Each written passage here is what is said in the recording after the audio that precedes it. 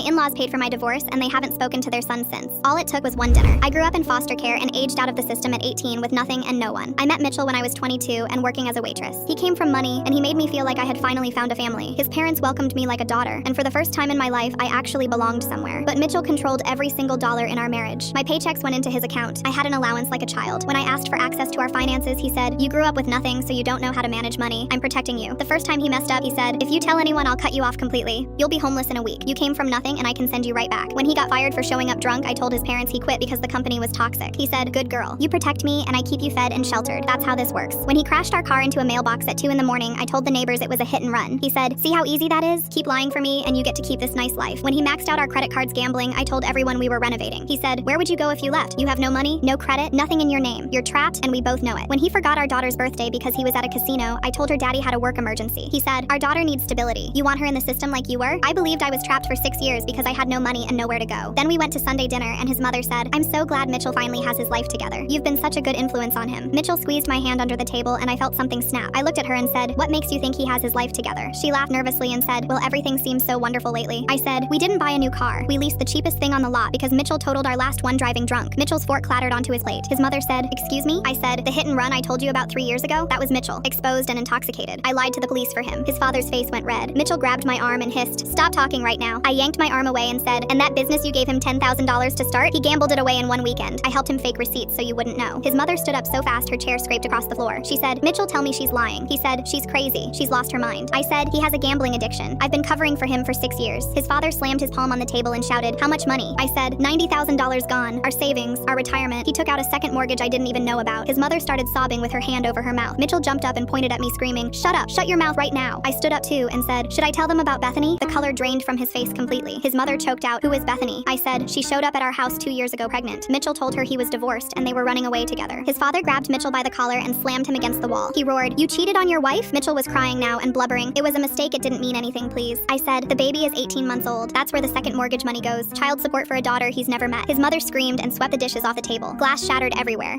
His father still had Mitchell pinned to the wall and he said, "I don't know who you are, but you're not my son." Mitchell sobbed and pointed at me and wailed, "This is all her fault. She's nothing. She came from nothing. She's garbage from foster care and I gave her everything." His mother slapped him so hard his head snapped sideways. She turned to me with tears streaming down her face and said, "Did he say things like that to you before?" I said, "For 6 years." She grabbed my hands and said, "You're not nothing. You're our daughter. He's nothing." I pulled away and said, "I'm taking my daughter and I'm leaving him tonight." His father let go of Mitchell and he crumpled to the floor crying. His mother hugged me and whispered, "We'll make sure you have everything you need. He won't take anything else from you." My divorce was finalized last month and Mitchell's parents paid for my lawyer. They haven't spoken to their son since that dinner.